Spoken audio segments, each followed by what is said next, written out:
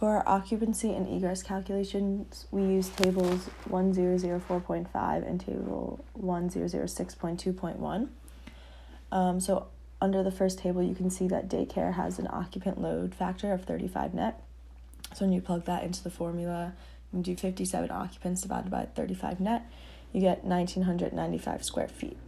And in terms of egress, daycare uses the symbol E, and it needs 75 feet of common path of egress travel distance, and it also needs one exit.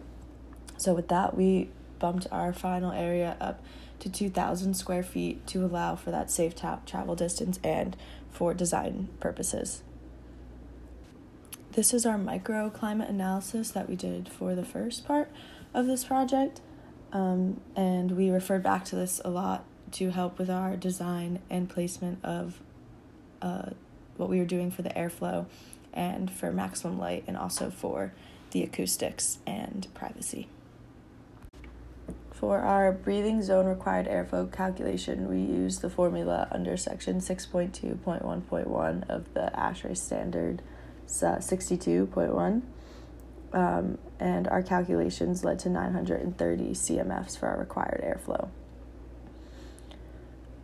For our ventilation design, according to the climate consultant and using the ASHRAE 55 standard, we found that 8.4% of the year, or 733 hours, falls into the comfort zone. And when looking at the natural ventilation portion, you can see it falls into the comfort zone only 0.9%, or 79 hours of the year. And it is also broken down into two smaller zones based on winter and summer clothing. So the green area is the time that you can use natural ventilation, and you can see the smaller part that falls into the blue outlined area, which is the comfort zone. And then the one that is shaded blue is for winter clothing, and the one that is shaded pink is for summer clothing. So for our natural ventilation design, we decided to use operable windows combined with a typical HVAC system, since natural ventilation can only be used for a small amount of the year, and an HVAC system is easy to regulate, especially with small children, because they can be very fussy when it comes to being comfortable. Using these operable windows allows warm summer air to get in when they are fully open, which you can see on the left, and they also allow for the cold, harsh winter air to stay out when they are fully closed, which you can see on the right. And then they could also be opened kind of halfway or somewhere in the middle of that, which could be used in between months like May and September, where you maybe want a little bit of that warmer air coming in, but not all of it, because it is not completely comfortable. Using these operable windows also allow for control of privacy, because you can open and close them whenever you want to. So we placed the windows perpendicular to the prevailing winds in the summer, since that is when they would mostly be in use, which you can see are coming from the northwest, which we got from our microclimate analysis from the first project. So you can see they flow in through the operable windows and then exit through the glass by the main entrance and also the doors that are in the plan. And the wind also enters into more of the play area of the daycare and stays away from the nap time area to make that space more comfortable and controlled. We also used clear store windows to help the cool and the warm air circulate in the space and make the temperature more comfortable. The cooler air can flow in through the operable windows and mix with the warmer air that is coming in through the clear store windows. The clear store windows also allow the warmer air to flow out when it rises, and they also allow the winter wind to come in and quickly mix with the warmer air when the operable windows are closed. So kind of these two systems together create a good mixing of the hot and the cooler airs that you would want to create a more comfortable temperature inside the space, and also allow for the appropriate amount of airflow combined with the HVAC system. The New York State Child Daycare Regulations states how room utilized by children must be well lit and well ventilated, and there must be sufficient light in the rooms where children are sleeping to allow for supervision. This means that while our entire daycare facility is properly lit, our design decisions focus on the proper illuminance and color temperature throughout the project with relation to program distribution.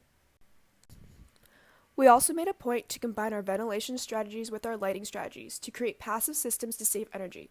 And because they are all operable, the building can adapt to the seasons and daily weather and climate within Syracuse.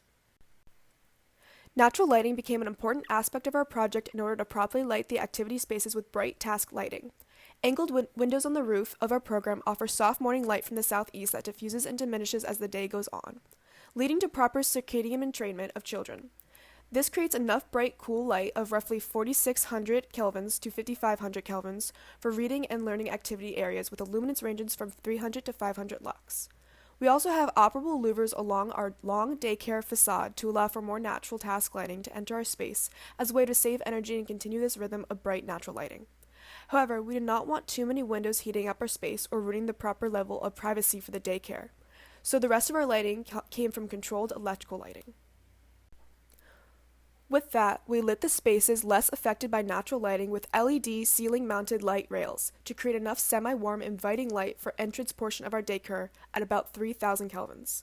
Finally, we used one last electrical lighting strategy along our closed-off nap area in order to be able to light and supervise the space in a quiet and extremely warm 2,000 Kelvin color temperature, yet a low luminance lighting of 50 lux. For our acoustic design, we used Ecofon Acoustic Calculator to play around with what materials would be best for our space. We settled on concrete walls with carpeted floor to help with sound absorption. Based on our discussions in class, the corners of all the walls of the daycare are curved to maximize sound reverberation. We strategically placed the curves so that they would block the sound from the fraternity and from College Place. In addition, we added vegetation to the north side of the project to assist more in blocking sound from the outside. We used concrete construction and double-pane glass windows to keep out the noisy college campus. Inside, the floors are carpeted, and there are vertically hanging sound-absorbing panels on the ceiling. In the entry and circle time area, there are cubbies against the exterior wall to help block more sound from outside. The play/active area is placed in the space adjacent to the louvers. Since it is often too cold to go outside in Syracuse, we opted for an indoor play area. The large wooden play structure works to absorb sound while also giving the kids a place to play. There is a curved corner with beanbags and sound-absorbing panels that can be used as a reading space or a timeout zone. In the classroom, there are foam puzzle piece flooring to help absorb sound. Lastly, in the nap space, there are sound-absorbing panels. It is better for the nap space to be here because in the afternoon, the space will not get a lot of natural light and thus stay darker for the kids while they are napping. There is also vegetation on this side of the project to help keep out the noise from the students using the pack. Here in this section, you can see the sound-absorbing panels hanging vertically off the ceiling. In these last two drawings, you can see all of our systems working together. Thank you for watching.